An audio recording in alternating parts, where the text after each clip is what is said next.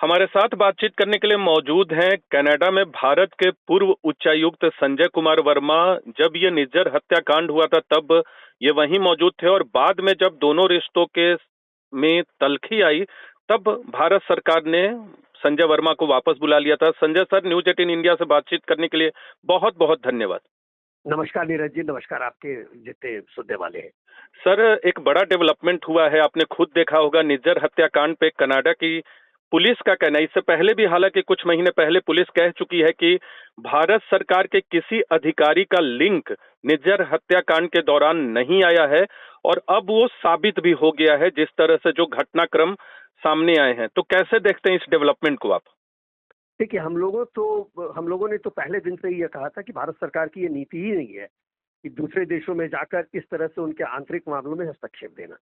और आज और इसके पहले भी कुछ एक और इस तरह के वक्तव्य आए थे जी। जिससे ये साबित हो जाता है कि जो हम कह रहे थे उसमें सच्चाई।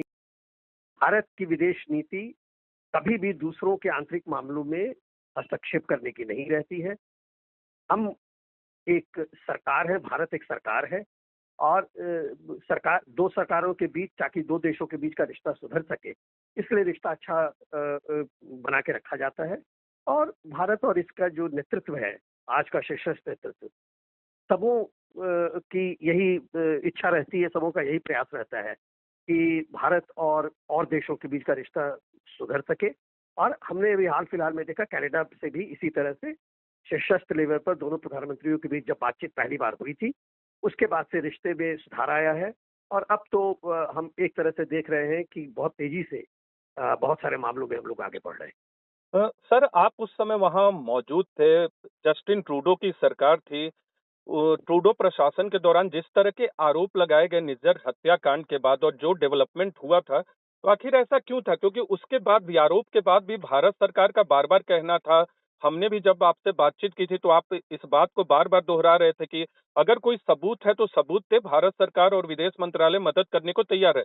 तो आखिर बावजूद इसके ट्रूडो सरकार का रुख क्या था? उनकी मंशा क्या थी इस तरह के आरोप की? कोई घरेलू राजनीति थी?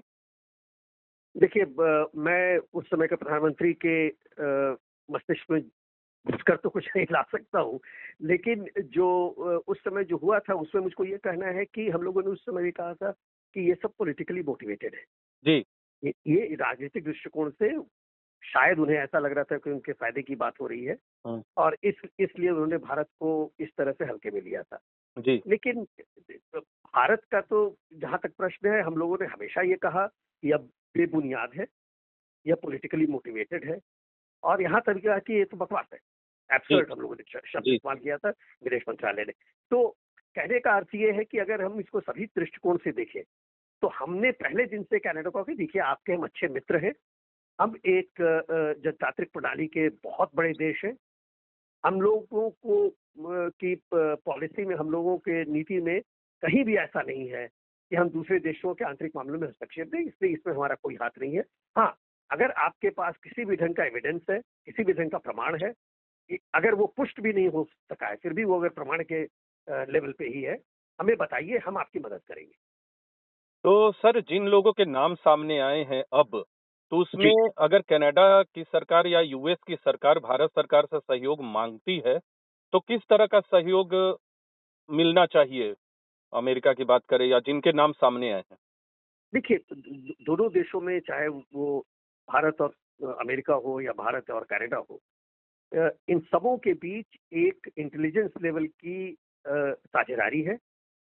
ये एक दूसरे से सूचना साझा करते हैं, एक दूसरे की एजेंसी के साथ मिलकर बातचीत करते हैं। इसलिए अगर कोई भी चीज़ है तो वो प्लेटफॉर्म वहाँ पर उपलब्ध है और उस प्लेटफॉर्म के जरिए एक दूसरे से बात कर सकते हैं, एक दूसरे को प्रमाण की जो प्रति है वो सुपुर्द कर सकते हैं, ताकि आगे का काम किया जाए। बस एक ही चीज़ का ध्यान रखना है कि केवल एलिगेशंस के आधार पे काम नहीं करना चाहिए। जी। जब तक कि कुछ पुख्ता सबूत न हो, आगे बढ़ने से अपनी भी हानि है और देश के बीच के रिश्तों की भी हानि हो जाती है। हाँ, क्योंकि लॉरेंस बिश्नोई और गोल्डी बरार का नाम आया है, इस पे जी। जाहिर-सी बात है वहाँ की सरकारें जो हैं भारत सरकार से मदद की उम्मीद लगाएँगी। देखिए, ऐसा है ना कि जो भी कानून के अंतर्गत रहते हुए, जो भी हमारा अंतर्राष्ट्रीय परिप्रेक्ष्य है उसके अंतर्गत रहते हुए, जो कमिटमेंट्स हमारे हैं इंटरनेशनल के अंतर्गत रहते हुए, जो भी संभव सहायता होती है, भारत ने हमेशा, आज मैं भारत सरकार का कोई अधिकारी नहीं हूँ, मैं एक भारतीय नागरिक के रूप में कह रहा हूँ, लेकिन अगर आप ऐतिहासिक दृष्टिकोण से भी देखें तो भारत ने आज तक कभी भी अगर मदद करने की बात आई है, क्राइम को खत्म करने के लिए, क्रॉस बॉर्डर क्राइम को खत्म करने के लिए, भारत ने कभी ना नहीं कहा है। भारत ने हमेशा उसे अव्वल लेकर और आगे बढ़ने की कोशिश की है, चाहे वो कनाडा हो, चाहे वो अमेरिका हो या कोई और भी देश हो।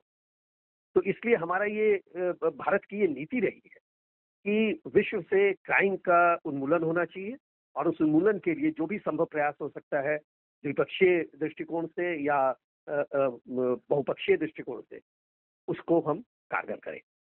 एक अंतिम सवाल करूंगा सर। भारत बार-बार ये दोहरा रहा था कि अ, हम हमारे लोगों का कोई हाथ नहीं है, हम हर तरह की मदद देने को तैयार हैं। अब जबकि कनाडा पुलिस ने पहले भी स्वीकार किया है, लेकिन अब जो है उसमें आधिकारिक तौर पे ये बातें सामने आ गई हैं, वो चार्जशीट का एक तरह से उसके आधार पर भी अब साबित हो गई हैं। तो कितनी बड़ी जीत है भारत के दृष्टिकोण की इस पूरे मसले पर, निज्जर हत्याकांड पे? देखिए नीरज जी, भारत के लिए कोई जीत और हार का प्रश्न नहीं है। जी। भारत के लिए एक नीतिगत पोजीशन था, और वो जो भी पोजीशन था वो आज हम देख रहे हैं कि हमने जो कहा था, भारत सरकार ने जो कहा था, वो उस समय भी सत्य था और आज भी सत्य है। जी सर। न्यूज़ 18 इंडिया से बातचीत करने के लिए बहुत-बहुत धन्यवाद सर। बहुत बहुत धन्यवाद। नमस्कार।